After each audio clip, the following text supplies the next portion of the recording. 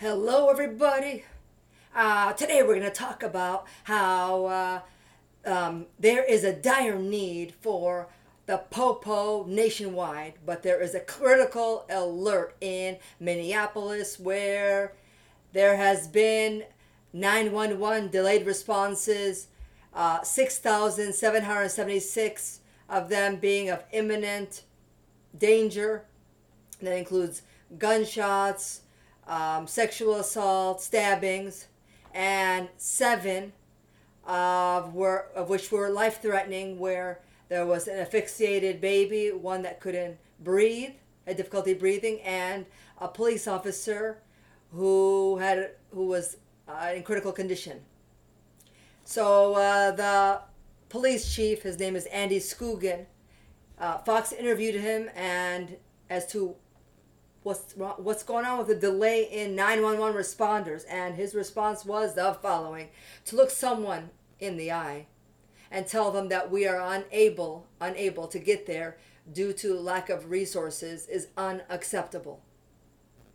So what's keeping officers from being recruited and retained is the better question to ask. And so I was looking through an article that I so happened to come across, and it said, "Why would anyone want to be a cop?" And the author is James Lewis, and he gives us the inside scoop. Never before have the police been so vilified, protested, hated, spat on, or had their food tampered with, to the degree that we are seeing recently. To make matters much worse, mayors, city council members, state and federal government figures, and more recently, even their department's own police chiefs and sheriffs have bashed officers publicly, causing strife in officers' everyday lives and impacting their safety both on and off the job. I want to have a show, and I want to call it Kicking It with the Progressives at Their Lowest Point. Sort of like Representative Maxine Waters when she dressed up in this pink blazer that was, thanks to taxpayers, an ugly little outfit, I might say. And she went out on a shouting match, having a meltdown, and saying that government officials should be targeted wherever they are, and you need to go into their faces like this. An angry woman. And they go all the way down to even a lower low, a much lower point, because they don't have any talking points. They're anything but commonsensical. You know what I mean? They don't know common sense anymore.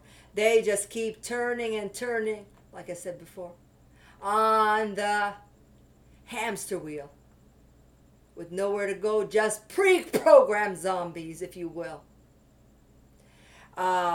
President-elect Democrat Julian Castro, he feels what the Democrats like to do is they are attention seekers. So what he did was, he's like, I haven't got nothing to say, and I have this lack of attention that I must seek somewhere. So I'm going to give out all the names of Trump's donors, because how low can you go? They go really low, people, yeah. And then they're sort of like their anti-FIFA partners, where they dress up, these masked vigilantes with these fiberglass gloves. And if they're so bold, why don't they uncover themselves and show their ugly selves? But they don't do that. They hide behind their masks, yes? And not to mention, they go out and they attack people and doing shouting matches and bashing buildings with bats. So uncivil. You are barbarians, right? So these Democrats and progressives and fascists, what they do is They they're like a person who came to a party uninvited, and they're doing everything and anything just to get that one damn friend who probably is not even interested in them because they're the oddball out. They sure are. Just like the rest of these progressives. But first of all, we want to thank our officers who put their lives on the line each and every day for you guys, and me too included, where they serve and protect the rights of us, the citizens, and preserve our constitutional rights. So for that, I salute them, yes. Now, while the left or the progressives are thinking they're getting somewhere, or with their failed attempts, they are doing one thing which I'm quite happy about, and that is they are beefing up support for Trump in 2020. So I say, let's milk that. And of course, the person who commented that she's making a name for herself. So, attention seeker, thank you for your comment. I appreciate that. Even though I didn't want that attention from you.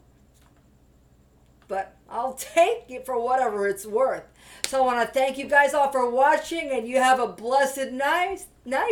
And continue with the comments, whatever they shall be. I welcome them all because we have the right to free speech, and I am not going to ban you from saying whatever it is you want to say. And I'm happy, people. I'm not miserable.